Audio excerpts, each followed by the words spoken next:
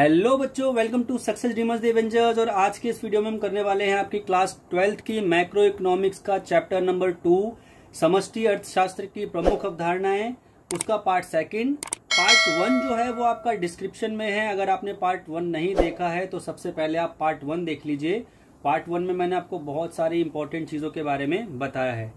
तो पार्ट 2 में बच्चों मैं आपको 3 चीजें बताने वाला हूं, बहुत ध्यान से इनको आपको समझना है। पहली चीज जो मैं आपको बताऊंगा वो बताऊंगा अंतिम वस्तु तथा मध्यवर्ती वस्तु के बारे में। अंतिम वस्तु और मध्यवर्ती वस्तु क्या होती है। दूसरी चीज जो बच्चों मैं आपको बताऊंगा वो बताऊंगा बाजार कीमत तथा साधन लागत। और जो तीसरी चीज बच्चों मैं आपको बताने वाला हूं वो है लेखा वर्ष। तो ये आपको अच्छे से समझना है। तो चलिए टाइम वेस्ट नहीं करते हैं, हम सबसे पहले आपको पहली टर्म पे लेके चलते हैं, अंतिम वस्तु। अंतिम वस्तु को बच्चों इंग्लिश में हमने क्या कहना है? अंतिम वस्तु के लिए हमने इंग्लिश का एक वर्ड रखा है जिसे हम कहते हैं फाइनल गुड्स। फाइनल गुड्स, ठीक है। तो भाई परिभाषा क्या है इसकी, अर्थ क्या है? अगर मैं आपको अर्थ के बारे में बताऊं अंतिम वस्तु का अर्थ क्या होता है, तो भाई यह वह वस्तु होती है जिसको हम अंतिम उपभोग या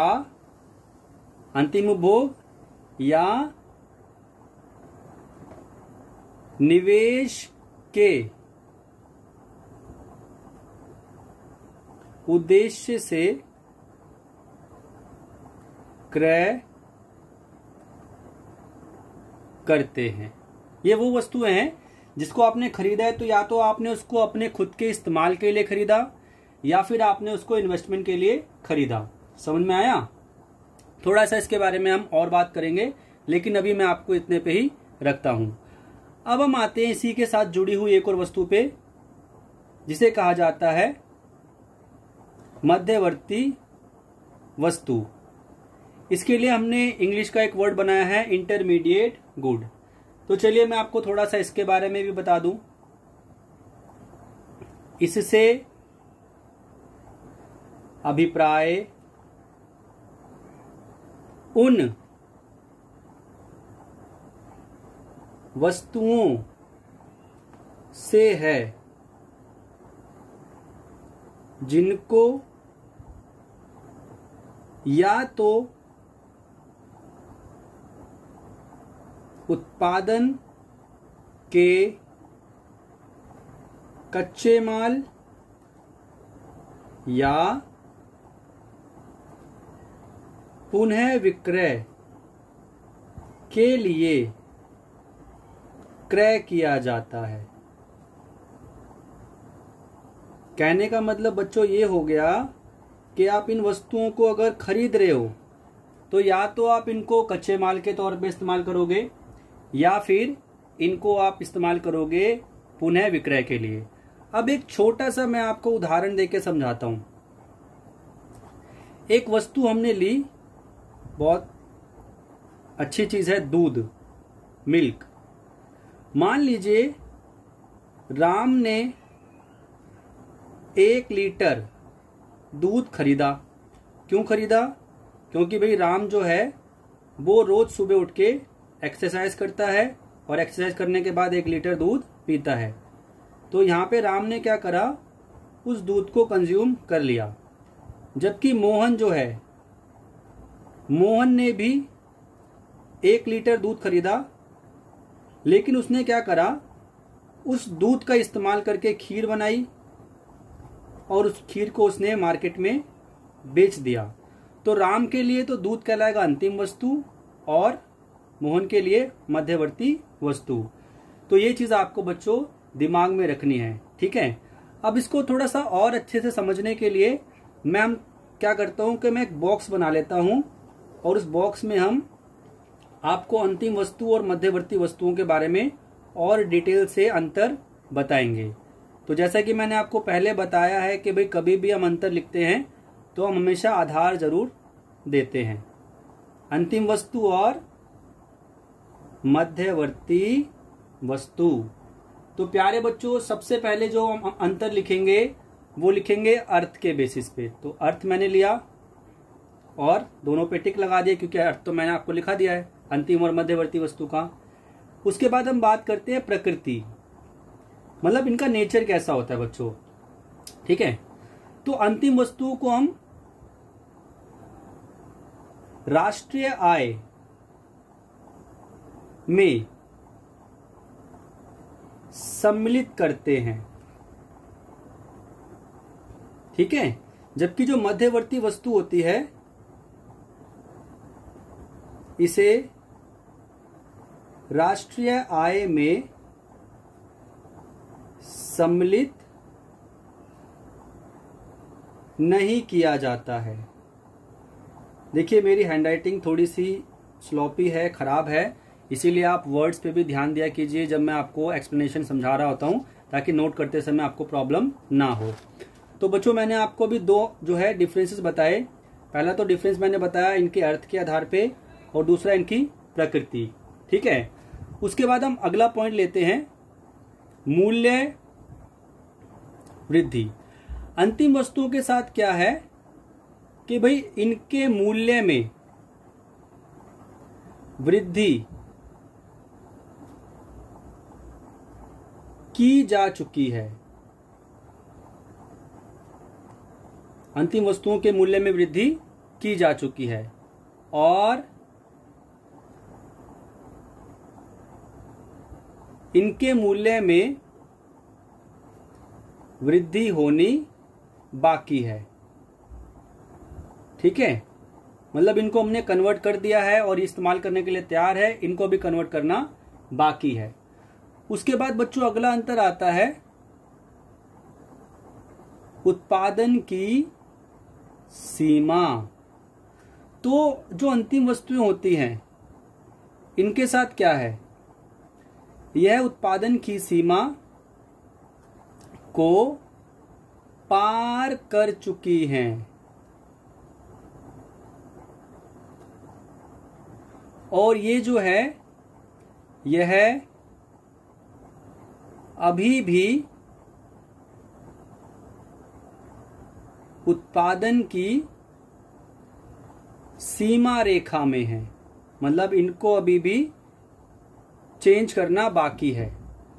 अब बच्चों एक आपका अगला आधार आता है उदाहरण का। अब उदाहरण में आपको मैं एक चीज बताना चाहता हूं, एक आपको अच्छी सी चीज याद रखनी है कि कभी भी उदाहरण आप देते समय वस्तु का नाम ना लिखे, वस्तु के नाम के साथ साथ यूजर का नाम भी लिखे।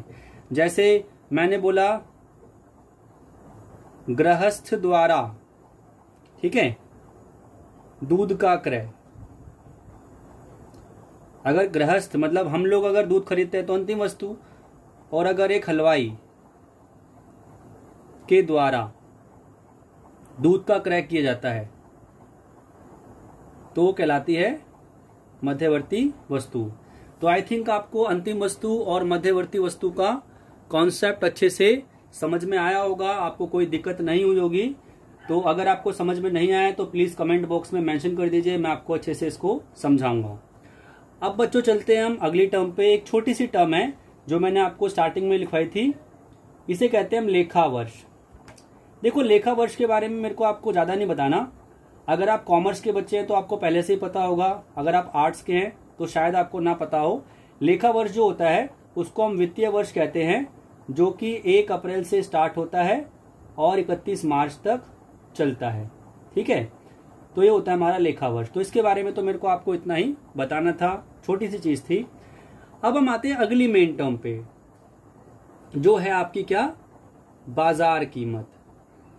बाजार कीमत, बाजार कीमत को हम कहते हैं इंग्लिश में मार्केट प्राइस। समझ में आया? जो मैंने आपको स्टार्टिंग में पहले लेसन में भी बताया था। अब बच्चों बाजार कीमत क्या होती है? सिंपल सी बात है, जो आपके दिमाग में है वही मैं लिखने वाला हूं। यह वह कीमत होती है जिस कीमत पर बाजार में किसी वस्तु का विक्रय किया जाता है। सिंपल सी बात है भाई, ठीक है। अब मैं आपको इससे रिलेटेड एक टर्म और लिखवाता हूं, थोड़ा सा ध्यान से समझिएगा। एक टर्म और है, इसे हम कहते हैं साधन लागत। साधन लागत को बच्चों कहते हैं फैक्टर कॉस्ट। तो ये क्या होता है? देखिए, जब आप किसी चीज को बनाते हैं, बेचने से पहले तो बनाना पड़ेगा ना आपको। जब आप किसी चीज को बनाते हैं तो उसको बनाने में जो आप खर्चा करते हैं ना, वो कहलाती है साधन लागत। मतलब किसी वस्तु के निर्माण में, उत्पादन के साधनों पर किया गया व्यय साधन लागत